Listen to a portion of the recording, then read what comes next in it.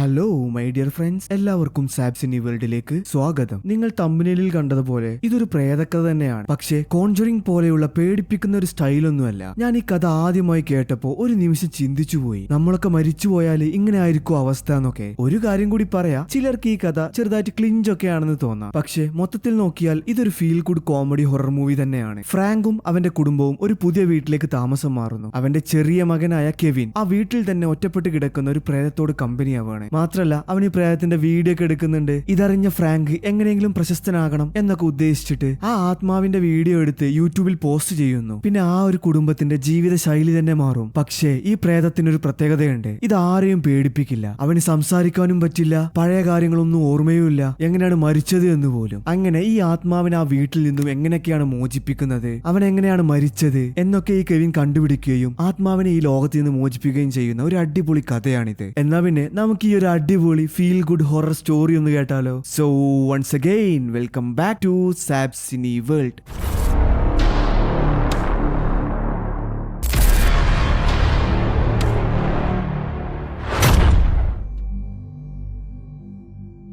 പണ്ട് ഒരുപാട് വർഷങ്ങൾക്ക് മുമ്പ് അമേരിക്കയിലെ ചിക്കാഗോ എന്ന് പറഞ്ഞ നഗരത്തിലെ ഒരു വീട്ടിലൊരു സംഭവം ഉണ്ടായി. അർദ്ധരാത്രി ഒരു അമാവാസി നാളിൽ ഒരു വീട്ടിൽ നിന്നും അതിനകത്ത് താമസിക്കുന്ന എല്ലാവരും പേടിച്ചു വിറച്ച് ആർക്കുന്നത് കേൾക്കാം. തുടർന്ന് അവരെല്ലാവരും ആ വീട്ടിൽ നിന്നിറങ്ങി ഓടി അവരുടെ കാറിൽ കയറി രക്ഷപ്പെടുന്നു. എന്തോ ഒന്ന് കണ്ടുപേടിച്ച് താങ്കൾക്ക് വീടൊന്നും വേണ്ടാന്ന് പറഞ്ഞു പോകുന്ന പോലെ ആ ഒരു സീൻ കട്ടായിട്ട് ഇന്ന് നമ്മുടെ ഫ്രാങ്കും അവന്റെ കുടുംബവും ഇതേ വീട്ടിലേക്ക് താമസം മാറുന്ന ദിവസമാണ്. കുറെ വർഷങ്ങളായല്ലോ ഇവിടെ ആളുകൾ താമസിച്ചിട്ട്. അതുകൊണ്ട് ഈ വീടിന്റെ ഒരു കോലം എന്ന് പറഞ്ഞാല് ഒരുമാതിരി പ്രേതാലയം പോലെയൊക്കെയാണ്. വീടിനകത്ത് ചെടികളും വള്ളികളും എല്ലാം പടർന്നിട്ടുണ്ട്. ബാർബറ എന്ന് പറയുന്ന ഒരു ബ്രോക്കറാണ് കേട്ടോ അവർക്ക് വീടൊക്കെ ഒപ്പിച്ചു കൊടുത്തത്. അങ്ങനെ ഫ്രാങ്കും തന്റെ മൂത്ത മകനായ ഫുൾട്ടനും പിന്നെ ഭാര്യയായ മെലനിയും കൂടെ വീടിനകത്ത് കയറി വീടെല്ലാം കാണുന്നു. അതിനിടയിൽ അവരുടെ കൂടെ വന്നിരുന്ന ചെറിയ മകനായ കെവിൻ, അവൻ കാറിൽ നിന്നും പുറത്തിറങ്ങിയിട്ടില്ല. എന്തോ അവന് വീട് ഇഷ്ടപ്പെടാത്തതുപോലെ. പിന്നെ ഫ്രാങ്ക് കാറിന്റെ അങ്ങോട്ടേക്ക് പോയി അവനെ വിളിക്കുന്നു. കെവിൻ, നീ കാറിൽ നിന്ന് ഇറങ്ങിയാലും ഇല്ലെങ്കിലും നമ്മൾ ഇനി മുതൽ ഇവിടെയാണ് താമസിക്കാൻ പോകുന്നത്, അതുകൊണ്ട് പൊന്നുമോണി ഇറങ്ങി വാ എന്നും പറഞ്ഞ് അവനെയും കൂട്ടി വീട്ടിലേക്ക് പോകും. ഇപ്പൊ അവരെല്ലാവരും വീടൊക്കെ കണ്ടുകൊണ്ടിരിക്കുകയാണ്. നമ്മുടെ ബാർബറ ഈ വീടിനെ കുറിച്ച് ഇങ്ങനെ പുകഴ്ത്തി പറയുന്നുണ്ട്. ഇതൊരു റയർ ആയിട്ടുള്ള വീടാണ്, ആന്റിക് ആയിട്ടുള്ള കുറെ പ്രൊഡക്റ്റുകൾ ഇവിടെ ഉണ്ട്. ഇതിന്റെ റൂഫ് എല്ലാം കണ്ടില്ലേ, നല്ല ഹൈറ്റ് ആണ്. ചുവരിൽ ഒട്ടിച്ച ടൈൽസ് എല്ലാം ഒറിജിനൽ സാധനങ്ങളാണ്. ഇങ്ങനെയുള്ള ഓരോ കാര്യങ്ങൾ പറഞ്ഞ് ഈ വീടിനെ പുകഴ്ത്തി അങ്ങടിക്കും. മെലനിക്കാണെങ്കിലോ ഈ പ്രേതം ഭൂതം പിശാച് ഇതിലൊക്കെ ഭയങ്കര പേടിയാണ്. അതുകൊണ്ട് അവൾ ഈ ബാർബറയോട് ചോദിക്കും, അല്ല ഈ വീടിനെ കുറിച്ച് കുറെ കാര്യങ്ങൾ കേട്ടല്ലോ, ഇവിടെ പ്രേതം ഉണ്ടെന്നോ അങ്ങനെയൊക്കെ ആയിട്ട് അതൊക്കെ വെറുതെ ആളുകൾ കഥയുണ്ടാക്കി പറഞ്ഞതായിരിക്കില്ലേ എന്ന്. അതൊക്കെ വെറുതെ ഉണ്ടാക്കിയ കഥയാണ് എന്നായിരിക്കും ബാർബറയുടെ മറുപടി. വീണ്ടും അടുത്ത ചോദ്യം, പിന്നെന്താണ് ഈ വീടിന് ഇത്രയും വില കുറവ്? ഇത് കേട്ടപ്പോ ബാർബറ ഒന്നും അങ്ങനെ വിട്ടു പറയുന്നില്ല, ചെറിയൊരു ചിരി ചിരിക്കും. ഫ്രാങ്ക് ഈ വീട് എടുക്കാൻ ഒറ്റ കാരണമുള്ളൂ കേട്ടോ, ഇതിന് വില കുറവാണ്. അവന്റെ അടുത്തുള്ള ക്യാഷിന് ഈ ഒരു വീട് മാത്രമേ കിട്ടുമായിരുന്നുള്ളൂ. മറുഭാഗത്ത് വീടിനകത്ത് കയറിയ നമ്മുടെ കെവിൻ അവന് വീടൊക്കെ ഇങ്ങനെ ചുറ്റി കണ്ടുകൊണ്ടിരിക്കുകയാണ്. അപ്പോഴാണ് മുകളിലത്തെ മച്ചിലേക്കുള്ള ഒരു ഡോർ അവന്റെ ശ്രദ്ധയിൽപ്പെടുന്നത്. അവന് നേരെ അതൊക്കെ തുറന്ന് അങ്ങോട്ടേക്ക് ചെന്ന് നോക്കുമ്പോൾ ഒരുപാട് പഴയ സാധനങ്ങളൊക്കെ കൂട്ടിയിട്ടിട്ടുണ്ട്. പിന്നെ ഒരു കളർഫുൾ ആയിട്ടുള്ള ഒരു ഗ്ലാസും. അവൻ അതിലൂടെ ഇങ്ങനെ പുറത്തു നോക്കിയപ്പോൾ ഗാർഡൻ ഏരിയ ഒക്കെ കാണുന്നുണ്ട്. അവിടുത്തെ കാഴ്ചകളൊക്കെ കണ്ടു കഴിഞ്ഞ് പതിയെ താഴേക്ക് പോകാൻ നിൽക്കെ താഴെ കൂടി ഒരു ബോൾ ഇങ്ങനെ ഉരുണ്ടുവരും. ഇതെവിടുന്നപ്പോ ഈ ഒരു ബോൾ എന്ന് വിചാരിച്ച് പതിയെ സൈഡിലേക്ക് നോക്കുമ്പോൾ സൈഡിൽ നിന്നായിട്ടൊരു കൈ ദേ വരുന്നു. പക്ഷെ ആശാൻ അതൊന്നും കണ്ട് പേടിച്ചില്ല കേട്ടോ. ആരോ പതിയെ നോക്കിയപ്പോൾ അത് അവന്റെ ജ്യേഷ്ഠനായ ഫുൾട്ടനായിരുന്നു. ഒന്നുമല്ല, വെറുതെ ഒന്ന് ഇവനെ പേടിപ്പിക്കാനായിട്ട് നോക്കിയതാണ്. നമ്മുടെ കെവിൻ ഉണ്ടോ പേടിക്കുന്നു. ഇതിൽ നിന്ന് നമുക്കൊരു കാര്യം മനസ്സിലാക്കാം, കെവിന് അങ്ങനെ ഒരു കാര്യത്തിലും പേടിയൊന്നുമില്ല. നല്ല ബോൾഡ് ആയിട്ടുള്ള ഒരു കുട്ടിയാണ്. പിന്നെ താഴേക്ക് പോയ കെവിൻ അവന്റെ ഗിത്താറൊക്കെ എടുത്ത് ഇങ്ങനെ പ്ലേ ചെയ്തുകൊണ്ടിരിക്കുകയാണ്. അപ്പോഴേക്കും അവരുടെ വീട്ടു സാധനങ്ങളെല്ലാം ലോറിയിൽ എത്തിയിട്ടുണ്ട്. കെവിന്റെ സാധനം അടങ്ങിയ ഒരു പെട്ടിയെടുത്ത് ഫ്രാങ്ക് അവന്റെ അടുത്തേക്ക് വരുന്നു. ആ പെട്ടി അങ്ങ് താഴെയിട്ട് അവനോടൊരു ഡയലോഗ്, പിന്നെ നിന്റെ പെട്ടികളൊക്കെ ഇവിടെ എത്തണമെന്നുണ്ടെങ്കിൽ നീ തന്നെ വന്നെടുത്തോ, ഇവിടെ ചുമട്ടു തൊഴിലാളികളൊന്നുമില്ല, നീ തന്നെ വാ എന്ന് പറഞ്ഞ് ചെറുതായിട്ടൊന്ന് ദേഷ്യപ്പെടും. പക്ഷെ അവൻ എന്താണെന്നറിയില്ല, അവന്റെ അച്ഛനെ പേടിയൊന്നുമില്ല. വീണ്ടും ഗിത്താർ അങ്ങനെ പ്ലേ ചെയ്തുകൊണ്ടിരിക്കും. അല്പസമയത്തിനു ശേഷം താഴെ വന്ന് അവൻ അവന്റെ പെട്ടികളൊക്കെ എടുത്ത് വീടിനകത്തേക്ക് പോയിക്കൊണ്ടിരിക്കെ തൊട്ടപ്പുറത്തെ വീട്ടിൽ നിന്നും ട്രംപറ്റ് വായിക്കുന്നത് കേൾക്കാം. അത് വായിക്കുന്നത് ജോയ് എന്ന് പേരുള്ള അവന്റെ അയൽവാസിയായ പെൺകുട്ടിയാണ് കേട്ടോ. ഇതേ സമയം മുകളിൽ നിന്ന് അവളുടെ അച്ഛൻ അവളോട് മര്യാദക്ക് ശബ്ദം ഉണ്ടാക്കാതെ അകത്തു പോയെന്ന് പറയുന്നുണ്ട്. നേരത്തെ നമ്മുടെ കെവിന്റെ അച്ഛൻ ദേഷ്യപ്പെട്ടപ്പോ കെവിൻ വീണ്ടും ഗിത്താർ വായിച്ചില്ലേ, അതുപോലെ ഇവളും ട്രംപറ്റ് പ്ലേ ചെയ്യുന്നുണ്ട് കേട്ടോ. അതായത് രണ്ടുപേർക്കും സെയിം ആറ്റിറ്റ്യൂഡ് ആണെന്ന് അർത്ഥം. അങ്ങനെ രാത്രിയായി തുടങ്ങി. ഫ്രാങ്കും അവന്റെ കുടുംബവും ഡൈനിങ് ഹാളിലിരുന്ന് ഓരോ കാര്യങ്ങളെല്ലാം ഇങ്ങനെ സംസാരിച്ചുകൊണ്ടിരിക്കുകയാണ്. പക്ഷേ കെവിൻ അവൻ ഈ ഒരു സംഭാഷണത്തിലൊന്നും പങ്കെടുക്കുന്നില്ല. തന്റെ കയ്യിലുള്ള മൊബൈൽ ഫോണിൽ കളിച്ച് ഇങ്ങനെ ഇരിക്കുകയാണ്. ഫ്രാങ്കിന് തന്റെ മകന് വീട്ടിലേക്ക് വന്നത് തീരെ ഇഷ്ടപ്പെട്ടിട്ടില്ല എന്ന് മനസ്സിലാകും. അവന്റെ മനസ്സൊന്ന് കൂളാക്കാനായിട്ട് ഒരു ബ്ലൂടൂത്ത് സ്പീക്കറൊക്കെ ഇങ്ങനെ എടുത്ത് ഒരു സോങ് ഒക്കെ പ്ലേ ചെയ്യും. പിന്നെ ഒരു അടിപൊളി ഡാൻസ് ഒക്കെ കളിച്ച് വാ മോനെ നമുക്ക് കളിക്കാം എന്നൊക്കെ പറയും. കെവിൻ ആണെങ്കിൽ തനിക്ക് അതിനൊരു മൂഡില്ല, താൻ ഇവിടെ തന്നെ ഇരുന്നോളാന്ന് പറയും. പിന്നെ ഫ്രാങ്ക് നേരെ വന്ന് അവന്റെ മൊബൈൽ ഫോൺ അങ്ങ് വാങ്ങി ഒരു ഉപദേശം അങ്ങ് വെച്ചു കൊടുക്കും. മോനെ, ജീവിതത്തിൽ പല സാഹചര്യങ്ങളും ഉണ്ടാകും. ഇപ്പൊ കണ്ടില്ലേ, നമുക്ക് പുതിയ വീടായി, ഇനി ഒരു പുതിയ ജീവിതം നമ്മൾ ഒന്നിച്ച് തുടങ്ങാൻ പോവുകയാണ്. അങ്ങനെയൊക്കെ ഇങ്ങനെ പറഞ്ഞുകൊണ്ടിരിക്കും. കെവിൻ ആണെങ്കിൽ ഒറ്റ ഡയലോഗ്. ആ ഡയലോഗിൽ ഫ്രാങ്കിന് വളരെയധികം സങ്കടമാകും. അതെന്തായിരുന്നു എന്ന് വെച്ചാല്, അച്ഛാ ഞാനിപ്പോ ജനിച്ചിട്ട് 10-16 വർഷം കഴിഞ്ഞു. അതിനിടയിൽ ഇത് എത്രാമത്തെ വീടാണ് മാറുന്നത് എന്നുള്ളത് അച്ഛന് ഓർമ്മയുണ്ടോ? അച്ഛന്റെ ഓരോ പ്രവൃത്തി കാരണമാണ് നമ്മളിങ്ങനെ വീട് മാറുന്നത് എന്നൊക്കെയായിരുന്നു അവൻ പറഞ്ഞത്. ഫ്രാങ്ക് അവൻ ആ ഒരു കുടുംബം നല്ല നിലയിൽ കൊണ്ടുപോകാൻ ഒരുപാട് പ്രയത്നിച്ചിട്ടുണ്ട്.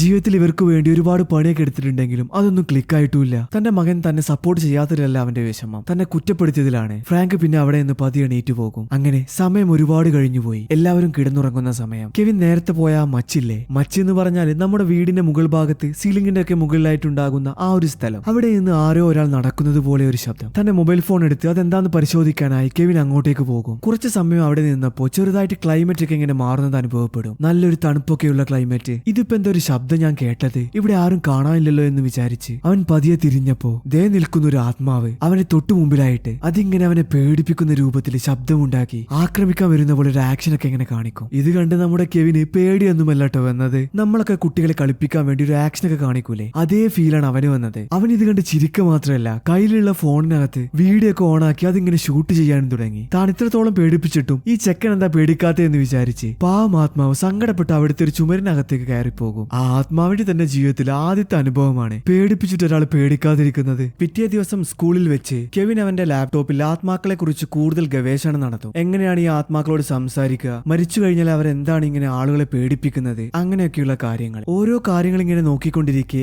അവന്റെ തൊട്ട് അയൽവാസിയായ ജോയി ഇല്ലേ, അവൾ അവനെ വിളിച്ച് ആരെങ്കിലും വരുന്നുണ്ടോ എന്ന് നോക്കാൻ പറഞ്ഞ് ബോയ്സിന്റെ വാഷ്റൂമിനകത്ത് കയറും. അവരുടെ സ്കൂളിലെ ഏതോ ഒരു കുരുത്തം കെട്ട പയ്യൻ കോൾ മീ ഫോർ എനിത്തിങ് എന്നും പറഞ്ഞ് ഇവളുടെ നമ്പർ എഴുതി വെച്ചിട്ടുണ്ട് അവിടെ. അത് മായ്ച്ചു കളയാനാണ് കേട്ടോ അവൾ ഈ വാഷ്റൂമിൽ കയറിയത്. ആ നമ്പറൊക്കെ മായ്ച്ചതിന് ശേഷം ഒരുപാട് നന്ദിയുണ്ട്, നിന്റെ പേരെന്താണെന്ന് ചോദിച്ച് അവനെ പരിചയപ്പെടാൻ നിൽക്കെ തന്റെ പേര് കെവിൻ ആണെന്നും നിന്റെ തൊട്ടടുത്തുള്ള വീട്ടിലേക്ക് താമസം മാറിയത് ഞങ്ങളാണ്, നമ്മളിപ്പോ അയൽവാസികളാണെന്നൊക്കെ അവൻ അവളെ അറിയിക്കും. ഓ അങ്ങനെയാണെങ്കിൽ ഇന്ന് വൈകുന്നേരം നീ ഫ്രീ ആണെങ്കിൽ നമുക്കൊന്ന് പുറത്തു പോകാം, എനിക്കും ആകെ സ്കൂൾ ലൈഫും വീട്ടിലും എല്ലാം കൂടെ മടുത്തിരിക്കുകയാണ്, ഒന്ന് റിലാക്സ് ആകണം എന്നൊക്കെ പറയും. പക്ഷെ നമ്മുടെ കെവിൻ ആണെങ്കിലോ ഇന്ന് വീട്ടിൽ പോയിട്ട് വേണം ആ ഒരു ആത്മാവിനോട് സംസാരിക്കാന്. ആ ഒരൊറ്റ കാരണം കൊണ്ട് തനിക്ക് സ്കൂൾ കഴിഞ്ഞിട്ട് പഠിക്കാനുണ്ട്, പിന്നെ വീട്ടിലാണെങ്കിൽ ഒരുപാട് കാര്യങ്ങളും ഉണ്ട്, അതുകൊണ്ട് പിന്നീട് ഒരിക്കൽ മീറ്റ് ചെയ്യാമെന്നും പറഞ്ഞ് അവിടെ നിന്ന് പോകും. കെവിൻ വീട്ടിലേക്ക് വരുന്നത് തന്റെ സഹോദരനായ ഫുൾട്ടന്റെ കൂടെയാണ്. കെവിനെ സ്കൂളിലേക്ക് ഡ്രോപ്പ് ചെയ്യാനും സ്കൂളിൽ നിന്ന് പിക്ക് ചെയ്യാനുമുള്ള ഡ്യൂട്ടി സഹോദരനായ ഫുൾട്ടനെയാണ് അവരുടെ അമ്മ ഏൽപ്പിച്ചിട്ടുള്ളത്. ഫുൾട്ടൻ ആണെങ്കിൽ ഡ്രോപ്പ് ചെയ്യാൻ വീട്ടിൽ നിന്ന് പോയെങ്കിലും സ്കൂളിന്റെ 1 കിലോമീറ്റർ മുമ്പ് ഇവനെ ഇറക്കി വിട്ടിട്ട് ആശാൻ ഡേറ്റിംഗിനായിട്ട് പോയിട്ടുണ്ട്. കെവിൻ സ്കൂളിലേക്ക് പോയത് നടന്നിട്ടാണ് എന്നുള്ളത് അമ്മയോട് അവരുടെ അടുത്തുള്ള ഒരു അയൽവാസി പറഞ്ഞിട്ടുണ്ട്. ആ ഒരു കാര്യം പറഞ്ഞുകൊണ്ട് നിന്റെ കറക്കം കുറച്ച് കൂടുന്നുണ്ട് എന്ന് പറഞ്ഞ് ഫുൾട്ടന്റെ കയ്യിലുള്ള മൊബൈൽ ഫോൺ വാങ്ങി വെക്കും. കെവിൻ സ്കൂൾ വിട്ട് വന്നത് ആത്മാവിനോട് സംസാരിക്കാനാണല്ലോ. അവൻ നേരെ വീടിന്റെ മച്ചിൽ പോയി ഇത് ഞാനാണ് കെവിൻ, നമ്മൾ ഇന്നലെ കണ്ടില്ലേ, ഒന്ന് പുറത്തേക്ക് ഇറങ്ങി വാ എന്നൊക്കെ ഈ ആത്മാവിനോട് ഇങ്ങനെ പറയും. പക്ഷെ അപ്പോഴൊന്നും ആ ആത്മാവ് അവന്റെ മുമ്പിൽ പ്രത്യക്ഷപ്പെടുന്നില്ല കേട്ടോ. പിന്നെ അവൻ ഒരു പാട്ടൊക്കെ പാടി ആത്മാവിനെ വിളിച്ചു വരുത്താൻ നോക്കും. തലേ ദിവസം അവൻ അനുഭവപ്പെട്ട പോലെ വീണ്ടും ക്ലൈമറ്റ് ഒക്കെ മാറി തണുപ്പായി മാറും. ആത്മാവ് അവന്റെ തൊട്ടു പുറകുവശത്ത് നിന്നും പ്രത്യക്ഷപ്പെടും. മാത്രല്ല അവനെ ഒന്ന് പേടിപ്പിക്കാനും ശ്രമിക്കും. ഇത് കണ്ട് കെവിൻ ആത്മാവിനോട് പിന്നെ വെറുതെ ശബ്ദം ഉണ്ടാക്കി നാണം കെടാൻ നിൽക്കണ്ട, എനിക്കിതൊന്നും കണ്ട് പേടിയാവാൻ പോകുന്നില്ല, നിങ്ങൾ ഇങ്ങോട്ട് വാ, ഇവിടെ വന്നിരിക്കെ, എനിക്ക് കുറിച്ച് സംസാരിക്കാനുണ്ടെന്ന് പറയും. എന്തായാലും ഈ ഒരു ചെക്കൻ ചെയ്യുന്നത്, ഒരു ആത്മാവിനെയാണ് സംസാരിക്കാൻ വിളിക്കുന്നത്. അങ്ങനെ അവൻ ഇങ്ങനെ സംസാരിച്ചു കൊണ്ടിരിക്കെ കുറെ കാര്യങ്ങൾ അവന് മനസ്സിലാകും. ഈ ഒരു ആത്മാവ് എങ്ങനെയാണ് മരിച്ചത് എന്നും താൻ എങ്ങനെയാണ് ഈ വീട്ടിനകത്ത് കുടുങ്ങിപ്പോയത് എന്നോ ഒന്നും അതിന് ഓർമ്മയില്ല. കെവിനോട് തിരിച്ചൊന്ന് സംസാരിക്കാൻ പോലും ആത്മാവിന് കഴിയുന്നില്ല. ഇതൊക്കെ മനസ്സിലായപ്പോ കെവിൻ ഈ ആത്മാവിനോട് സഹതാപം തോന്നും. ഞാൻ കെവിനാണ്, നിങ്ങൾ ഒരു കാരണവശാലും പേടിക്കണ്ട, നിങ്ങൾക്ക് കൂട്ടായിട്ട്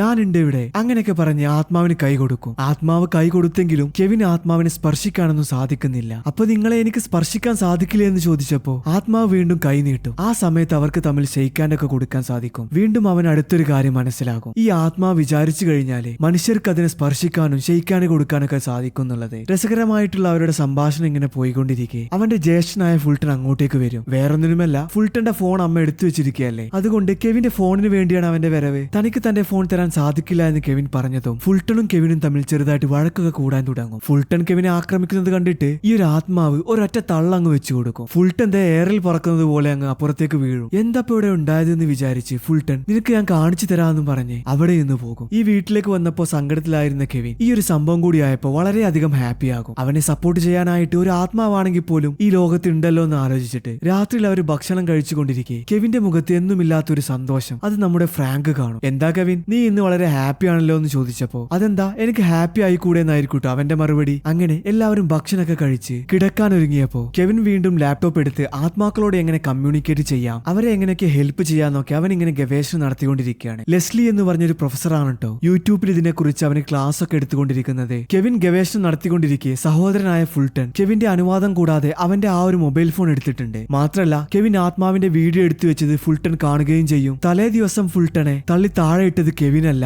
അത് ഈ ഒരു ആത്മാവാന്നുള്ളത് ഫുൾട്ടന് മനസ്സിലാകും. ഇത്രയും വലിയ സീക്രട്ട് എന്തുകൊണ്ടാണ് മറച്ചു വെച്ചത്, നീ പറഞ്ഞിരുന്നെങ്കിൽ നമ്മുടെ യൂട്യൂബ് ചാനലിൽ അത് അപ്ലോഡ് ചെയ്യായിരുന്നില്ല എന്നൊക്കെ പറഞ്ഞ് അവർ തമ്മിൽ ചെറുതായിട്ട് വഴക്ക് കൂടും. ശബ്ദം കേട്ട് ഫ്രാങ്ക് അങ്ങോട്ടേക്ക് വന്ന് എന്താ കാര്യം തിരക്കിയപ്പോ ഫുൾട്ടൺ ഈ വീഡിയോ കാണിച്ചു കൊടുത്ത് ഈ വീട്ടിലൊരു പ്രേതമുണ്ടെന്ന് പറയും. ഇത് കേട്ട ഫ്രാങ്ക് ആ വീഡിയോ തനിക്ക് വാട്സപ്പിൽ അയച്ചു കൊടുക്കാൻ പറയുകയും പ്രേതമുള്ള കാര്യം നിങ്ങളുടെ അമ്മയോട് ഒരിക്കലും പറയരുത് എന്ന് പറയുകയും ചെയ്യും. പിന്നെ ഫ്രാങ്ക് നേരെ പോയി ആ വീഡിയോ അങ്ങ് യൂട്യൂബിൽ അപ്ലോഡ് ചെയ്യുകയും ചെയ്യും. മാത്രല്ല കേട്ടോ ആ ഒരു വീഡിയോ ചിക്കാഗോയിൽ അങ്ങ് വൈറലായി മാറും. അവിടെ സീൻ കട്ടായിട്ട് പിന്നെ നമ്മൾ കാണുന്നത് യൂട്യൂബിൽ നേരത്തെ കെവിന് ക്ലാസ് എടുത്തുകൊണ്ടിരുന്ന ലെസ്ലി ഇല്ലേ ആ പ്രൊഫസർ, അവളെയാണ്. അവളുടെ കയ്യിൽ പാരനോമൽ ആക്ടിവിറ്റിയെ കുറിച്ചുള്ള കുറെ പുസ്തകങ്ങളൊക്കെ ഉണ്ട്. കുറെ ആളുകൾ അതൊക്കെ വായിച്ച് അവളെ ഇങ്ങനെ തിരിച്ചേൽപ്പിക്കുന്നത് കാണാം. അതിനിടയിൽ ഒരുത്തൻ ഫ്രാങ്കിന്റെ വീട്ടിലുള്ള ആ ഒരു ആത്മാവിനെ കുറിച്ചും യൂട്യൂബിനകത്ത് അതിപ്പോ വൈറൽ കണ്ടന്റ് ആണ് എന്നുള്ളതും അവളെ അറിയിക്കും. പക്ഷേ ലെസ്ലി അതൊന്നും കാര്യമാക്കിയില്ല. കാരണം സോഷ്യൽ മീഡിയയിൽ നടക്കുന്നതൊന്നും സത്യമല്ല എന്ന് വിശ്വസിക്കുന്ന ഒരാളാണ് അവൾ. ഫ്രാങ്കിന്റെ യൂട്യൂബ് ചാനലിൽ ഈ വീഡിയോ വൈറലായെങ്കിലും ഒരുപാട് നെഗറ്റീവ് കമന്റ്സ് ഒക്കെ വന്നിരുന്നു. ഇത് വെച്ച് ഉണ്ടാക്കിയതാണ്, കംപ്ലീറ്റ് ഫേക്ക് ആയിട്ടുള്ള വീഡിയോ ആണ്, അങ്ങനെയൊക്കെ പറഞ്ഞിട്ട്. അതുകൊണ്ട്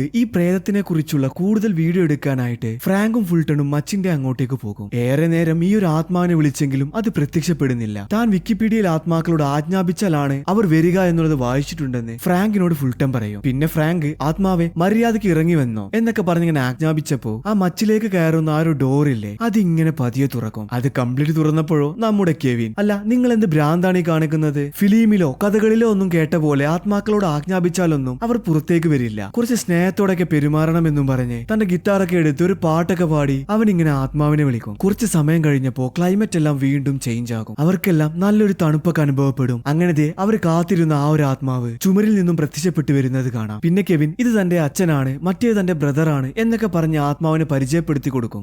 ഞാനൊരു കാര്യം പറയാൻ വിട്ടുപോയി, ഈ ഒരു ആത്മാവിന്റെ പേര് ഏണസ്റ്റ് ആണ് എന്നുള്ളത് മുൻപ് കെവിൻ ആത്മാവിനോട് സംസാരിച്ചപ്പോ മനസ്സിലായിരുന്നു. ഇപ്പൊ നിങ്ങൾക്ക് തോന്നുന്നുണ്ടാകും ഈ ആത്മാവിന് സംസാരിക്കാൻ കഴിയില്ലല്ലോ, പിന്നെ എങ്ങനെയാണ് മനസ്സിലായത് എന്നുള്ളത്. ആത്മാവ് ഷർട്ട് ധരിച്ചിരുന്നല്ലോ, അതിനകത്ത് എഴുതിയിട്ടുണ്ട് ഏണസ്റ്റ് എന്നുള്ളത്, അല്ലാതെ ആത്മാവ് വാ തുറന്ന് സംസാരിച്ചു എന്നല്ല. അതൊക്കെ പോട്ടെ. ഇതേ സമയം മെലനി യൂട്യൂബിൽ ഫ്രാങ്ക് അപ്ലോഡ് ചെയ്ത വീഡിയോ കണ്ടിട്ടുണ്ട്. ഇതെന്താണ് ഈ ഒരു സംഭവം എന്ന് അന്വേഷിക്കാൻ വേണ്ടി മച്ചിലേക്ക് അവളും വരും. നമ്മുടെ ഏണസ്റ്റിന്റെ ദേഹത്തൂടെ കടന്നിട്ടാണ് കേട്ടോ അവൾ വന്നത്. അങ്ങനെ ഇതെന്താ എന്നൊക്കെ ചോദിച്ചുകൊണ്ടിരിക്കെ അമ്മ ഒന്ന് പുറകിലേക്ക് നോക്കിയേ, അപ്പോ അതെന്താന്നുള്ളത് മനസ്സിലാകുമെന്ന് ഫുൾട്ടൺ പറയും. പിന്നോട്ട് തിരിഞ്ഞ അവൾ ഈ ഒരു ഏണസ്റ്റിനെ കണ്ടതും പേടിച്ചങ്ങ് അലറി വിളിക്കും. ഇത് കണ്ട നമ്മുടെ ഏണസ്റ്റ് അവൾ ആർക്കുന്നത് കണ്ടിട്ട് അവനും പേടിയാകും. അവൻ വീണ്ടും അവിടെയുള്ള ഒരു ചുമരിന്റെ അകത്തോട്ടങ്ങ് കയറി പോകും. പിന്നെ ഒരു നിമിഷം പോലും കാത്തു നിൽക്കാതെ മെലിനി ഇവർക്ക് വീട് കൊടുത്ത ആ ബ്രോക്കറില്ലേ ബാർബറ, അവളെ വിളിച്ച് നന്നായിട്ട് അങ്ങ് ചീത്ത പറയും. അതുമാത്രല്ല തങ്ങൾക്ക് ഒരു പ്രേതാലയം വിറ്റതിന് കേസ് കൊടുക്കാൻ പോവുകയാണ് എന്നൊക്കെ പറയും. അപ്പോഴേക്കും ഫുൾട്ടൺ ഇവർ എടുത്തു വെച്ച ആ ഒരു വീഡിയോ അപ്ലോഡ് ചെയ്തിട്ടുണ്ട്. അതിനാണെങ്കിൽ നിമിഷ നേരം കൊണ്ട് മില്യൺ വ്യൂസ് അടിക്കും. അച്ഛാ നമ്മുടെ ഈ വീഡിയോക്ക് നല്ല വ്യൂസ് കൂടിയിട്ടുണ്ട്, നമ്മളിപ്പോ വൈറലാകാൻ പോകാണ് കേട്ടോ എന്നൊക്കെ ഫുൾട്ടൺ പറഞ്ഞപ്പോ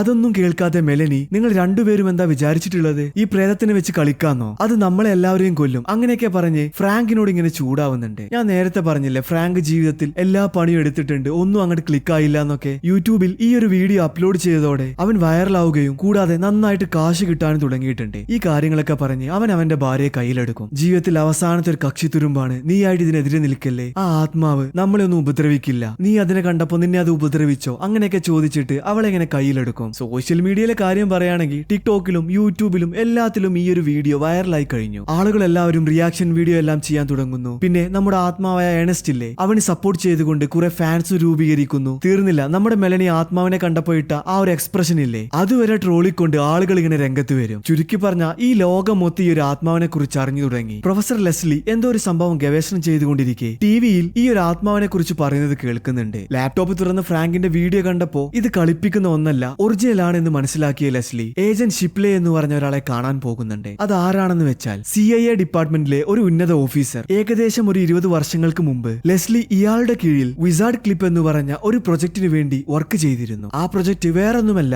ഏതെങ്കിലും പാരനോമൽ ആക്ടിവിറ്റി നടത്തുന്ന എനർജി ഉണ്ട് എങ്കിൽ അതിനെ ചെറുത്ത് നിൽക്കുന്ന ഗൺ ഉണ്ടാക്കിയതായിരുന്നു ആ ഒരു പ്രൊജക്ട്. മാത്രമല്ല ആ ഒരു പ്രൊജക്ടിന് വേണ്ടി ഒരുപാട് കോടികൾ ഗവൺമെന്റ് മുടക്കിയിരുന്നു. പക്ഷേ ലെസ്ലിക്കും അവരുടെ ടീമിനും റിയൽ ആയിട്ടുള്ള ഒരു ആത്മാവിനെയും കണ്ടുപിടിക്കാൻ സാധിച്ചിരുന്നില്ല. അതുകൊണ്ട് അവർക്ക് വിസാർഡ് ക്ലിപ്പ് എന്ന് പറഞ്ഞ ആ പ്രൊജക്ട് നിർത്തിവെക്കേണ്ടി വന്നിട്ടുണ്ട്. ഇപ്പോ ഏണസ്റ്റ് എന്ന് പറഞ്ഞ ഈ ഒരു ആത്മാവ് റിയൽ ആണ് എന്നുള്ളത് ലെസ്ലിക്ക് മനസ്സിലായല്ലോ. വിസാർഡ് ക്ലിപ്പ് വീണ്ടും റീഓപ്പൺ ചെയ്യണമെന്ന് പറയാനാണ് ലെസ്ലി ഷിപ്ലയെ കാണാൻ വന്നത്. പക്ഷേ അയാൾ അവളോട് ആ വീഡിയോ എല്ലാം കെട്ടിച്ചമച്ചതാണ് എന്നും നിന്റെ ഭ്രാന്തി ഇതുവരെ തീർന്നില്ലേ എന്നും പറഞ്ഞ് അവിടെ നിന്ന് പുറത്താക്കും. ഇപ്പോ നമ്മുടെ ഫ്രാങ്കും അവന്റെ ഫാമിലിയും സെലിബ്രിറ്റിയും ഒക്കെ ആയി മാറിയല്ലോ. ഫ്രാങ്ക് തന്റെ ജോലി കഴിഞ്ഞ് വീട്ടിലേക്ക് വന്നപ്പോൾ കാണുന്നത് ഒരുപാട് ജനങ്ങൾ ഈ ഏണസ്റ്റിന്റെ കൂടെ ഫോട്ടോ എടുക്കാനും അതിനെ കാണാനും ഒക്കെ ആയിട്ട് വന്നിട്ടുണ്ട്. ഇത് കണ്ടപ്പോ ഫ്രാങ്കിന് നല്ല സന്തോഷമാവും. അവൻ ഇപ്പോ ഒരു സെലിബ്രിറ്റി ആയി മാറിയല്ലോ. പക്ഷേ അവന്റെ ഭാര്യക്കോ ആളുകളെല്ലാം വീടിന് ചുറ്റും നിൽക്കുന്നതും ആത്മാവിനെ കാണാനായി ആളുകൾ വന്നതിലും ഒന്നും തീരെ സന്തോഷമുണ്ടാവില്ല. അതിനെ ചൊല്ലി ഫ്രാങ്കിനോട് ഇങ്ങനെ വഴക്കിടുന്നുണ്ട്. നിങ്ങളുടെ യൂട്യൂബ് ചാനൽ കാരണമാണ് എന്റെ പ്രൈവസി പോയത് അങ്ങനെയൊക്കെ പറഞ്ഞിട്ട്. മറുഭാഗത്ത് നമ്മുടെ കെവിൻ ഈ ആത്മാവിന് മച്ചിന്റെ മുകളിലുള്ള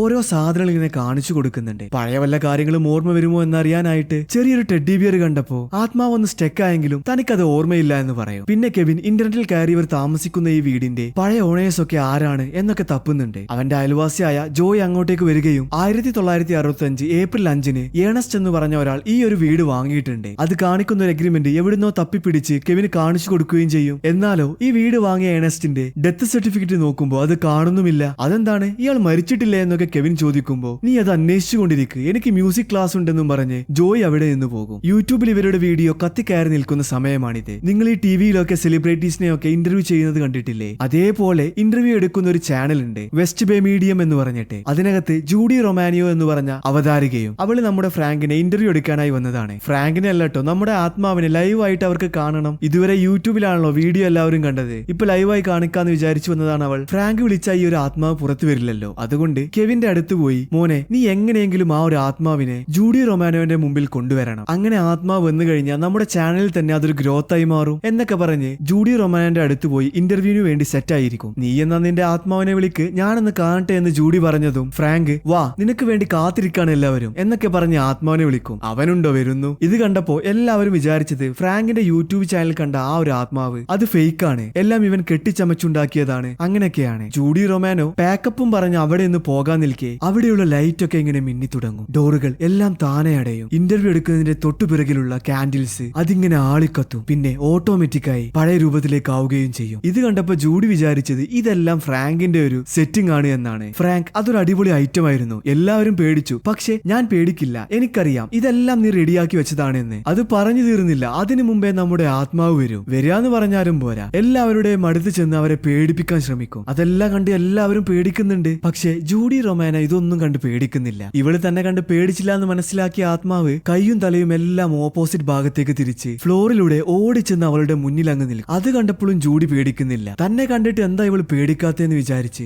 ആത്മാവ് അതിന്റെ വായ അങ്ങ് ഓപ്പൺ ചെയ്ത് അതിനകത്ത് നിന്നൊരു കൈയെടുത്ത് ജൂഡിയുടെ കഴുത്തിൽ അങ്ങ് പിടിക്കും. ഇപ്പൊ ജൂഡി ശരിക്കും പേടിച്ച് അവൾ അവിടെ നിന്ന് ജീവനും കൊണ്ടോടി അവിടെ ഉണ്ടായിരുന്ന ഒരു ജനൽവാതിൽ വഴി പുറത്തേക്ക് അങ്ങ് ചാടും. ഇതെല്ലാം ഫുൾ ടൈം വീഡിയോ എടുത്തു വെച്ചിരുന്നു. അവനത് യൂട്യൂബിനകത്ത് അപ്ലോഡ് ചെയ്യുകയും ചെയ്യും. ഈ ആത്മാവ് കൂടുതൽ നാശനഷ്ടം വരുത്തുന്നതിന് മുമ്പ് അതിനെ ഒതുക്കണമെന്ന് വിചാരിച്ച് നേരത്തെ നമ്മൾ കണ്ട ഏജന്റ് ഷിപ്ലെ ഇല്ലേ, അയാള് പ്രൊഫസർ ലെസ്ലിയെ വിളിച്ച് നീ നിർത്തിവെച്ച ആ പ്രൊജക്ട് കണ്ടിന്യൂ ചെയ്തോളൂ എന്ന് പറയും. ഇത് കേട്ടപ്പോ ലെസ്ലി ആണെങ്കിൽ എന്തൊരു പവർ കിട്ടിയ പോലെ വളരെയധികം ഹാപ്പി ആകും. മറുഭാഗത്ത് കെവിന്റെ സ്കൂളിൽ അവനെ കാണാനായി ജോയ് വരും. വെറുതെ വരില്ലട്ടോ, അവൾ ഒരു കാര്യം കണ്ടെത്തിയിട്ടുണ്ട്. കെവിൻ താമസിക്കുന്ന വീട് മുൻപ് ഏണസ്റ്റ് എന്ന് പറഞ്ഞ ആള് മേടിച്ചു എന്ന് പറഞ്ഞില്ലേ, അത് നമ്മുടെ ആത്മാവല്ല, വേറെ ഏതോ ഒരാളാണ്. അയാളുടെ ഡ്രൈവിംഗ് ലൈസൻസ് ഇന്റർനെറ്റിൽ നിന്നും നമ്മുടെ ജോയ്ക്ക് കിട്ടിയിട്ടുണ്ട്. അത് കാണിച്ചു കൊടുക്കാനാണ് അവൾ വന്നത്. മാത്രല്ല നമുക്ക് ഈ ഒരു ആത്മാവിനെ വീട്ടിൽ നിന്നും പുറത്തിറക്കണം. അതാവുമ്പോ അവനെയും കൂട്ടി ഒറിജിനൽ ഏണസ്റ്റിനെ കൊണ്ടുപോയി കാണിച്ചാല് പഴയ വല്ല ഓർമ്മകളും തിരിച്ചു കിട്ടിയാലോ എന്നും പറഞ്ഞ് കെവിന്റെ വീട്ടിലേക്ക് പോകും. ഇതേ സമയം ലെസ്ലി ഫ്രാങ്കിനെ കാണാനായി വന്നിട്ടുണ്ട്. അവൾ ഇങ്ങനെ പരിചയപ്പെടുത്തി കൊടുക്കും. വിസാർഡ് ക്ലിപ്പ് എന്ന് പറഞ്ഞ ഒരു പ്രൊജക്ടിന്റെ ഭാഗമായിട്ടാണ് ഞാൻ വന്നിട്ടുള്ളത്. നിങ്ങളുടെ കയ്യിലുള്ള ആ ഒരു ആത്മാവിനെ തനിക്ക് വിട്ടുതരണം, കുറച്ച് പരീക്ഷണമൊക്കെ ചെയ്യാൻ വേണ്ടിയാണ് എന്നൊക്കെ ഇങ്ങനെ നമ്മുടെ ഫ്രാങ്കിനോട് പറയും. നമ്മുടെ ഫ്രാങ്ക് അവനിപ്പോ യൂട്യൂബിൽ ഫേമസ് ആയി നിൽക്കുന്ന സമയമാണല്ലോ. ആകെപ്പാടെ അവന്റെ ജീവിതത്തിലെ കച്ചിത്തുരുമ്പായ ഈ ഒരു ആത്മാവിനെ വിട്ടുകൊടുത്താൽ പിന്നെ അവൻ എങ്ങനെ ജീവിക്കും? അതുകൊണ്ട്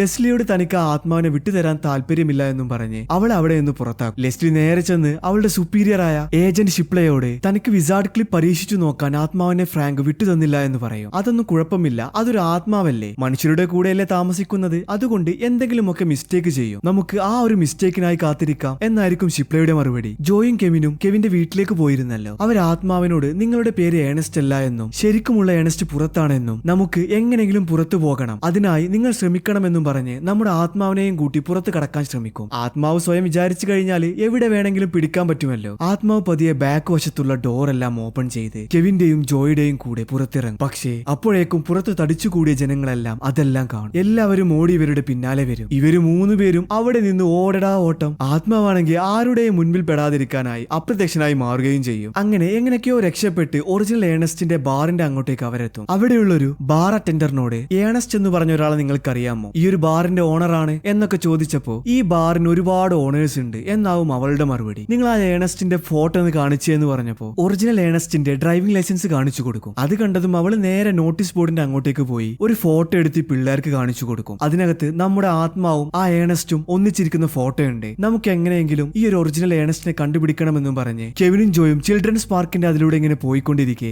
ആത്മാവ് എന്തോ ഒന്ന് കണ്ട് അങ്ങ് സ്റ്റെക്കായി നിൽക്കുന്നത് കാണാം. അത് വേറൊന്നുമല്ല, ഒരു ചെറിയ കുട്ടി കുതിരപ്പുറത്തൊക്കെ ഇരുന്ന് വട്ടം കറങ്ങുന്ന ഒരു മെഷീൻ ഇല്ലേ, അതിലിരുന്ന് ഇങ്ങനെ കറങ്ങുന്നുണ്ട്. ആ ഒരു കാഴ്ച കണ്ടിട്ടാണ് ആത്മാവ് ഇങ്ങനെ സ്റ്റെക്കായത്. മാത്രല്ല അവൻ ജൂൺ ബെഗ് എന്ന് പറയുന്നുണ്ട്. തന്റെ മകളുടെ മുഖമാണ് കേട്ടോ അവൻ ഈ കുട്ടിയെ കണ്ടപ്പോൾ ഓർമ്മ വന്നത്. പിന്നെ അവൻ പതിയെ ആ കുട്ടിയുടെ അടുത്തേക്ക് പോയപ്പോ ആത്മാവിന്റെ രൂപം കണ്ട് പേടിച്ച് ആ കുട്ടി അങ്ങ് ശബ്ദം ഉണ്ടാക്കും. ഇത്രയും നേരം സംസാരിക്കാത്ത ആ ഒരു ആത്മാവ് ജൂൺ ബഗ് എന്ന് പറഞ്ഞപ്പോ കെവിൻ അങ്ങ് ആശ്ചര്യമാകും. അവനോട് ആത്മാവ് ഇത്രയും നേരം സംസാരിച്ചില്ലല്ലോ. അതുകൊണ്ട് പിന്നെ ഒരു നിമിഷം പോലും കാത്തു നിൽക്കാതെ ആത്മാവിനെ അവിടെയൊന്നും കൂട്ടി ആളുകളുടെ കണ്ണിലൊന്നും പെടാതെ അവിടെ നിന്ന് ഓടിപ്പോകും. പക്ഷേ അപ്പോഴേക്കും ചിൽഡ്രൻസ് പാർക്കിന്റെ അവിടെ ഈ ഒരു ആത്മാവ് കുട്ടികളെ ആക്രമിക്കാൻ ശ്രമിച്ചു എന്ന ന്യൂസ് പറഞ്ഞിട്ടുണ്ട്. പ്രൊഫസർ ലെസ്ലിക്ക് അവളുടെ വിസാർഡ് ക്ലിപ്പ് എന്ന് പറഞ്ഞ പ്രൊജക്ട് പരീക്ഷിക്കാനുള്ള അവസരം വീണു കിട്ടി. അവള് നേരെ ഒരു സീക്രട്ട് റൂമിന്റെ അങ്ങോട്ടേക്ക് പോയി വിസാർഡ് ക്ലിപ്പ് എന്ന് എഴുതിയ ഒരു പെട്ടി അങ്ങ് തുറക്കും. പിന്നെ അതിൽ നിന്നും ആത്മാക്കളെ തുരത്താൻ കെൽപ്പുള്ള ഒരു ഗണ്ണ് അവൾ അങ്ങെടുക്കും. എന്നിട്ടോ ഒരു ഫുൾ ടീമുമായി നമ്മുടെ ഫ്രാങ്കിന്റെ വീട്ടിലേക്ക് പോകും. അങ്ങോട്ട് പോയത് നമ്മുടെ ആത്മാവിനെ വിസാർഡ് ക്ലിപ്പ് ഗണ്ണ് വെച്ച് തളച്ച് പരീക്ഷണത്തിനായി കൊണ്ടുവരാനാണല്ലോ. അവിടെ എത്തിയപ്പോഴേക്കും കെവിനും ജോയും ആത്മാവും കൂടെ ഒറിജിനൽ ഏണസ്റ്റിനെ തിരിഞ്ഞ് ഫുൾട്ടന്റെ കാറുമായി പുറത്തു പോയിട്ടുണ്ടാകും. ജോയി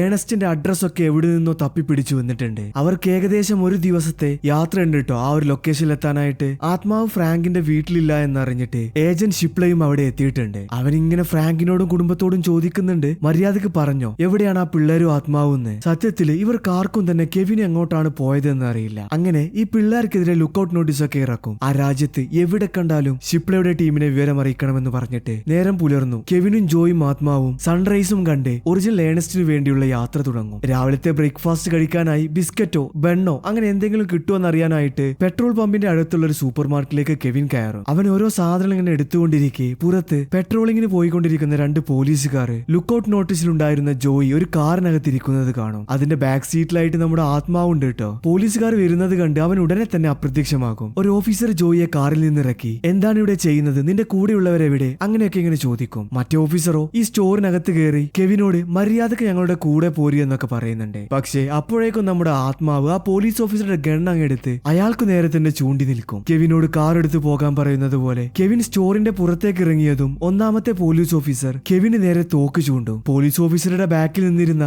ജോയ് അയാളുടെ മെയിൻ ഭാഗത്ത് ഒരടി അങ്ങ് കൊടുത്ത് കെവിനോട് കാർ എടുക്കാൻ പറഞ്ഞ് അവളും കാറിലോട്ട് കയറും. പിന്നെ കെവിൻ അവിടെ നിന്ന് കാർ ഡ്രിഫ്റ്റ് ഒക്കെ ചെയ്ത് ആത്മാവും ഉടനെ തന്നെ അവരുടെ കാറിനകത്ത് കയറിയിട്ടുണ്ട്. പോലീസുകാരുണ്ടോ ഇവരെ വിടുന്നു. പിന്നെ അവിടെ ഒരു അടിപൊളി ചേസിംഗ് ആണ് കേട്ടോ. ഇതിനിടയിൽ പുറകിൽ വരുന്ന പോലീസുകാരുടെ വാഹനത്തിലേക്ക് നമ്മുടെ ആത്മാവ് പോവുകയും അവരുടെ ശ്രദ്ധയൊക്കെ തിരിച്ച് ആ കാറൊക്കെ അവിടെ ഇവിടെയൊക്കെ ഇടിപ്പിക്കും. ഇപ്പൊ ആത്മാവ് കെവിന്റെ കാറിലല്ലോ. കെവിൻ കാറെല്ലാം ഡ്രിഫ്റ്റ് ചെയ്ത് പുറത്ത് നിൽക്കുന്ന ആത്മാവിനെ എങ്ങനെയൊക്കെയോ കാറിനകത്ത് കയറ്റും. മാത്രല്ല കാറിന്റെ ഫുൾ ആക്സലറേഷൻ അങ്ങ് കൊടുത്ത് അവിടെ നിന്നാണ് പറക്കും. അതും ഒരു ടാങ്കർ ലോറിയുടെ മുന്നിൽ നിന്നും കഷ്ടിച്ച് രക്ഷപ്പെട്ടു എന്നൊക്കെ പറയുന്ന പോലെ. തൊട്ടു പുറകെ വന്ന പോലീസ് ഓഫീസറുടെ കാറാണെങ്കിൽ ആ ടാങ്കർ ലോറിൽ ഇടിച്ച് തവിട് പൊടിയാകും. ആ പോലീസ് ഓഫീസർ ഉടനെ തന്നെ കെവിനെയും ജോയെയും കണ്ടിട്ടുണ്ട്. അവർ പോയ ആ റൂട്ടും എല്ലാം ലെസ്ലിയെയും ടീമിനെയും അറിയിക്കും. സമയം ഇപ്പോ രാത്രിയായി. ഇവര് 3 പേരും ഒരു ലോഡ്ജിലെ റൂമിലെ കീ ഒക്കെ മോഷ്ടിച്ച് രാത്രി അവിടെ കഴിച്ചുകൂടും. പിറ്റേ ദിവസം അവിടെ ഇരുന്ന ഒരു കാർ എടുത്ത് ഒറിജിനൽ ഏണസ്റ്റിന്റെ ലൊക്കേഷനിലേക്ക് പോകും. കാർ എന്തിനാ മാറ്റിയെന്ന് ചോദിച്ചാല് തലേ ദിവസം ഫുൾട്ടന്റെ കാറ് അവിടെ ഇവിടെ എല്ലാം ഇടിച്ച്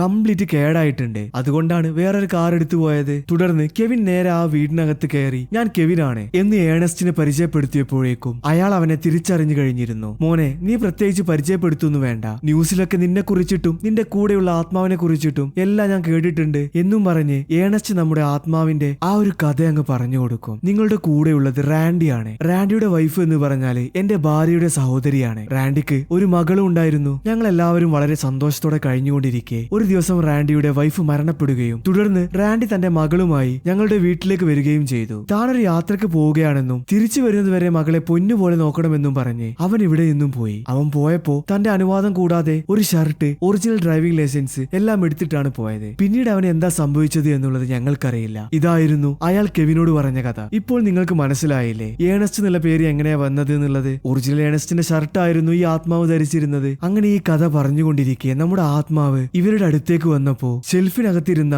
ഒരു ട്രോഫി പോലെയുള്ള ഒരു ലോഹ കഷ്ണം താഴെ വീഴും. റാൻഡിക്കും ആ ഒരു ലോഹത്തിനും എന്തോ ഒരു കണക്ഷൻ ഉള്ളതുപോലെ. അപ്പോഴേക്കും അങ്ങോട്ടേക്ക് നമ്മുടെ ലെസ്ലിയും ടീമും എത്തിക്കഴിഞ്ഞിട്ടുണ്ടാകും. വിസാർഡ് ക്ലിപ്പ് ഉപയോഗിച്ച് നമ്മുടെ ആത്മാവിനെ ബന്ധിക്കുകയും ജോയിയെയും കെവിനെയും അവിടെ നിന്ന് അവരുടെ നാട്ടിലേക്ക് കൊണ്ടുപോവുകയും ചെയ്യും. ഇപ്പൊ നമ്മുടെ ആത്മാവ് ലെസ്ലിയുടെയും ടീമിന്റെയും കയ്യിലാണല്ലോ. അവനെ വിസാർഡ് ക്ലിപ്പ് ഗണ്ണിലുള്ള അതേ മെറ്റീരിയൽ അടങ്ങിയ ഒരു ജയിലിനകത്ത് ഇട്ടിരിക്കുകയാണ്. ലെസ്ലി അവന്റെ അടുത്ത് വന്നിട്ട് നിന്നെ ഞങ്ങൾ ഉപദ്രവിക്കാൻ പോകുന്നില്ല, ഒരു പ്രൊജക്ടിന്റെ ഭാഗമായി ചില കാര്യങ്ങൾ പരിശോധിക്കണം, നീ ഒരു നല്ല ആത്മാവാണെന്നുള്ളത് എനിക്കറിയാം എന്നൊക്കെ പറഞ്ഞുകൊണ്ടിരിക്കുമ്പോ ഷിപ്ലെ അങ്ങോട്ടേക്ക് കുറച്ച് ആളുകളുമായി വന്ന് നമ്മുടെ ആത്മാവിനെ ഇങ്ങനെ കാണിച്ചു കൊടുക്കും. അതിലെന്തോ ഒരു പന്തികളുണ്ടെന്ന് മനസ്സിലാക്കിയ ലെസ്ലി, അല്ല നിങ്ങൾ എന്താണ് ഈ ആത്മാവിനെ ചെയ്യാൻ പോകുന്നത്, എന്തെങ്കിലും പ്ലാൻ ഉണ്ടോ എന്ന് ചോദിച്ചപ്പോ ഇവൻ മരിച്ചുപോയതല്ലേ, ഇനി ഇവനെ എന്ത് ചെയ്താലും എന്താ എന്നായിരിക്കും ഷിപ്ലയുടെ മറുപടി. താൻ ഈ ആത്മാവിനെ പിടിച്ചു കൊണ്ടുവന്നത് ഒട്ടും ശരിയായില്ല, ഇവനെ അവന്റെ ലോകത്ത് തന്നെ വിട്ടയച്ചാൽ മതിയായിരുന്നു എന്നുള്ള ഒരു കുറ്റബോധം ഇപ്പൊ ലെസ്ലിക്ക് തോന്നി തുടങ്ങി. അപ്പോഴേക്കും ഷിപ്ലയുടെ സയന്റിഫിക് ഡോക്ടേഴ്സ് ആത്മാവിന്റെ ബോഡി എല്ലാം ഇങ്ങനെ പരിശോധിക്കാൻ തുടങ്ങിയിട്ടുണ്ട്. ആ ഡോക്ടേഴ്സ് പറഞ്ഞതൊന്നും അവൻ കേൾക്കുന്നുണ്ടായിരുന്നില്ല. അതുകൊണ്ട് അവിടെ ഉണ്ടായിരുന്ന ഒരു സെക്യൂരിറ്റി ഓഫീസർ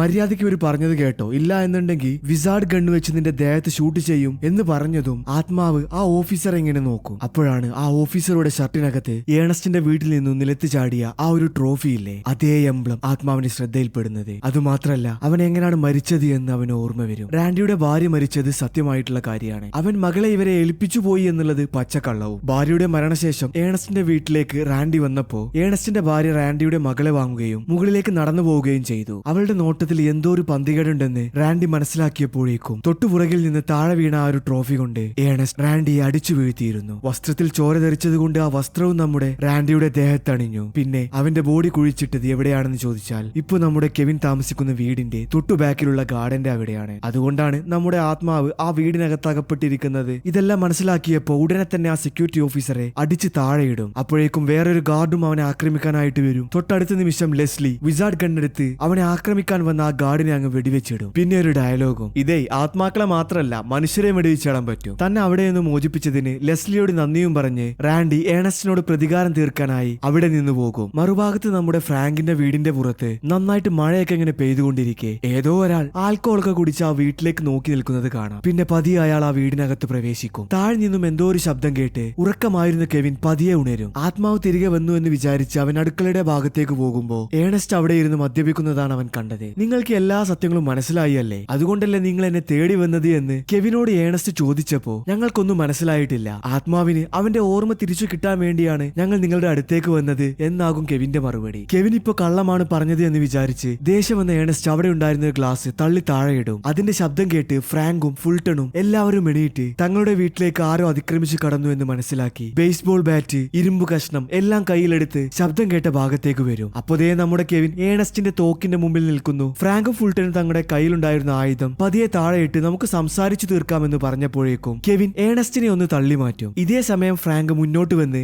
ഏണസ്റ്റിന്റെ കയ്യിലിരുന്ന തോക്ക് തട്ടിക്കളയുകയും ചെയ്യും. ഈ അവസരത്തിൽ ഫുൾട്ടണും കെവിനും അവിടെ നിന്നോടി അവരുടെ അമ്മയെ ഒരു റൂമിലേക്ക് സേഫ് ആക്കി മാറ്റുകയും ചെയ്യും. അപ്പോഴേക്കും ഫ്രാങ്കിനെ തള്ളി മാറ്റി ആ തോക്ക് കയ്യിലെടുത്ത് കെവിന് നേരെ ആക്രമിക്കാനായി വരും. കെവിൻ അപ്പോഴേക്കും മച്ചിന്റെ മുകളിൽ കയറി ഒളിച്ചിട്ടുണ്ടാകും. തൊട്ടു പിന്നാലെ ഏണസ്റ്റും മച്ചിലേക്ക് വരും. അവിടെ കിടന്നിരുന്ന ഒരു ടെഡ്ഡി ബിയർ ഇല്ലേ, മുൻപ് നമ്മുടെ ആത്മാവിനെ കാണിച്ച് ഓർമ്മയുണ്ട് എന്ന് പരിശോധിച്ച ആ ഒരു ടെഡ്ഡി ബിയർ, അത് കണ്ടതും ഏണസ്റ്റ് അത് കയ്യിലെടുത്തിട്ട് ഇങ്ങനെ പറയും, ഓ ലിറ്റിൽ ജൂൺബർഗ്, നീ വന്ന ദിവസം എനിക്കും എന്റെ ഭാര്യയ്ക്കും വളരെയധികം സന്തോഷമുള്ളതായിരുന്നു. പക്ഷേ നീ വലുതായപ്പോ എന്തേ ഞങ്ങളോടൊന്നും മിണ്ടാതെ പോയത്, നിന്റെ അച്ഛനെ കൊന്നത് ഞങ്ങളാണ് എന്നുള്ളത് നീ മനസ്സിലാക്കിയോ എന്ന്. ഇത് കേട്ടപ്പോ കെവിന് മനസ്സിലായി ആത്മാവിനെ കൊന്നത് ഈ ഒരു ഏണസ്റ്റ് ആണ് എന്നുള്ളത്. ഉടനെ തന്നെ അവിടെ ഉണ്ടായിരുന്ന ഒരു ഇരുമ്പ് കഷ്ണം എടുത്ത് അവൻ ഏണസ്റ്റിന്റെ കയ്യിലുണ്ടായിരുന്ന തോക്കങ്ങ് തട്ടിമാറ്റും. പക്ഷെ അവർ തമ്മിൽ തല്ലുകൂടിക്കൊണ്ടിരിക്കെ ആ ഇരുമ്പ് വടി ഏണസ്റ്റിന്റെ കയ്യിൽ വന്നു ചേരും. അവൻ നമ്മുടെ കെവിനെ ആഞ്ഞങ്ങ് അടിക്കാൻ ശ്രമിച്ചപ്പോ ആരോ ഒരാൾ അവന്റെ കയ്യിൽ കയറി പിടിച്ചിരിക്കുന്നു. അത് മറ്റാരുമായിരുന്നില്ല, ഷിപ്ലയുടെ കെണിൽ നിന്നും രക്ഷപ്പെട്ടു വന്ന നമ്മുടെ റാൻഡി എന്ന് പറഞ്ഞ ആ ഒരു ആത്മാവായിരുന്നു കെവിന്റെ കൂട്ടുകാരൻ. ഏണസ്റ്റിന്റെ കയ്യിലുണ്ടായിരുന്ന ഇരുമ്പ് കഷ്ണം താഴെ ഇടിപ്പിച്ച് അവന്റെ മുഖത്ത് ആഞ്ഞൊരു അടി അങ്ങ് വെച്ചു കൊടുക്കും. അതിന്റെ ആഘാതത്തിൽ ഇതേ കിടക്കുന്നു ഏണസ്റ്റ് താഴെ. ആത്മാവ് തിരികെ വന്നതിൽ കെവിന് അതിയായ സന്തോഷമുണ്ട്. എനിക്ക് കൂട്ടായി നീ തിരിച്ചു വന്നല്ലേ എന്നൊക്കെ സന്തോഷത്തോടെ പറഞ്ഞുകൊണ്ടിരിക്കെ ഫ്രാങ്ക് അങ്ങോട്ടേക്ക് വരും. മാത്രല്ല അവൻ നമ്മുടെ റാൻഡിയെ ആക്രമിക്കാനായി ഓടി വരുന്നത് പോലെ കെവിന് തോന്നും. എന്താണ് അങ്ങനെ തോന്നിയത് എന്ന് വെച്ചാൽ ഈ ആത്മാവ് കാരണം യൂട്യൂബിൽ ഫേമസ് ഒക്കെ ആയെങ്കിലും ഒട്ടനവധി പ്രശ്നങ്ങളിലൂടെയാണ് ഈ ആത്മാവ് കാരണം ഇവരുടെ ഫാമിലി പോയത്. ആ ഒരു കാര്യം കൊണ്ട് ഫ്രാങ്കിന് ആത്മാവിനോട് ദേഷ്യമാണ് എന്നാണ് കെവിൻ വിചാരിച്ചത്. പക്ഷേ ഫ്രാങ്ക് ഓടിച്ചെന്നത് റാൻഡിയുടെ തൊട്ടുപുറകിൽ തോക്കുമായി നിന്നിരുന്ന ഏണസ്റ്റിന്റെ നേരെയാണ്. അവിടെ ഉണ്ടായിരുന്ന ആ കളർഫുൾ ഗ്ലാസിലൂടെ ഏണസ്റ്റിനെ പുറത്തേക്ക് അങ്ങ് തള്ളിയിടും. ഇപ്പൊ ഒരു ഹാപ്പി എൻഡിംഗ് ആയി. ആത്മാവിന്റെ മരണത്തിന് കാരണക്കാരനായ ഏണസ്റ്റ് അവൻ മരിച്ചിരിക്കുന്നു. ഫ്രാങ്കിന്റെ കുടുംബം എല്ലാം അവസാനിച്ചല്ലോ എന്ന് വിചാരിച്ച് ആലിംഗനം ചെയ്തുകൊണ്ടിരിക്കെ പോലീസുകാരെല്ലാം അങ്ങോട്ടേക്ക് വരും. ആത്മാവിന്റെ കാര്യം അവിടെ നിൽക്കട്ടെ, ഒരു മനുഷ്യനാണല്ലോ ഇപ്പൊ മരിച്ചു വീണത്. അതിനെക്കുറിച്ച് അന്വേഷിക്കാനായിട്ടാണ് ആ പോലീസുകാർ വന്നത്. റാൻഡി എന്ന് പറഞ്ഞ ഈ ഒരു ആത്മാവ് ലോകത്ത് തന്നെ ഫേമസ് ആയിരുന്നല്ലോ. അതുകൊണ്ട് ഈ ആത്മാവാണ് ഏണസ്റ്റിനെ കൊന്നത് എന്നായിരിക്കും ഫ്രാങ്കും അവന്റെ കുടുംബവും ഏജന്റ് ഷിപ്ലേക്കും പോലീസുകാർക്കും കൊടുത്ത മൊഴി. അങ്ങനെ കുറച്ചു ദിവസങ്ങൾക്കു ശേഷം നമ്മുടെ കെവിനും ഫ്രാങ്കും റാൻഡിയുടെ മകളായ ജൂണിനെ കണ്ടെത്തി റാൻഡിയുടെ അടുത്തേക്ക് കൊണ്ടുവരും. ജൂണിന്റെ ചെറുപ്പത്തിൽ അവൾക്ക് അവളുടെ അച്ഛനെ ഏണസ്റ്റ് കാരണം നഷ്ടമായതാണ്. ഇപ്പൊ ആത്മാവായിട്ടാണെങ്കിൽ പോലും നേരിട്ട് കണ്ട സന്തോഷത്തിൽ അച്ഛനും മകളും ആലിംഗനം ചെയ്യും. തന്റെ മകളെ കാണിച്ചു തന്നതിന് കെവിനോട് റാൻഡി നന്ദിയെല്ലാം പറഞ്ഞുകൊണ്ടിരിക്കെ പതിയെ അവന്റെ ദേഹം ഇങ്ങനെ അപ്രത്യക്ഷമായി കൊണ്ടിരിക്കും. അതായത് അവൻ ആത്മാവായി ഇത്രയും കാലം ഈ ലോകത്ത് ജീവിച്ചതിന് മോക്ഷം കിട്ടിയതുപോലെ. റാൻഡി ഈ ലോകത്ത് നിന്ന് പോകുന്നത് എല്ലാവരും സങ്കടത്തോടെ നോക്കിക്കൊണ്ടിരിക്കുന്നു. അതിനുശേഷം എല്ലാ കലാശക്കൊട്ടും കഴിഞ്ഞ് ഫ്രാങ്കും അവന്റെ കുടുംബവും ഈ വീടെല്ലാം വിറ്റ് വേറൊരു വീട്ടിലേക്ക് താമസം മാറുകയാണ്. പണ്ട് ഫ്രാങ്ക് കെവിനോട് പറഞ്ഞ പോലെ പുതിയൊരു ജീവിതം. നമ്മുടെ കെവിൻ റാൻഡിയുടെ ആത്മാവുണ്ടായിരുന്ന മച്ചിനോട് യാത്രയും പറഞ്ഞ് പുതിയ ജീവിതത്തിലേക്ക് പ്രവേശിക്കുന്നു. അതോടുകൂടി രസകരമായ ഈ ഒരു കഥ ഇവിടെ അവസാനിക്കുന്നു. ഈ കഥ മാത്രമേ അവസാനിച്ചിട്ടുള്ളൂ. പുതിയ പുതിയ കഥയുമായി ഞാൻ ഈ ഒരു ചാനലിലൂടെ നിങ്ങളുടെ മുമ്പിലേക്ക് വരുന്നതാണ്. സോ ഗൈസ്, സബ്സ്ക്രൈബ് ചെയ്യാത്തവർ തീർച്ചയായും സബ്സ്ക്രൈബ് ചെയ്യുക. അടുത്തൊരു അടിപൊളി കഥയുമായി വരുന്നവരെ ചെറിയൊരു കുട്ടി ബ്രേക്ക്.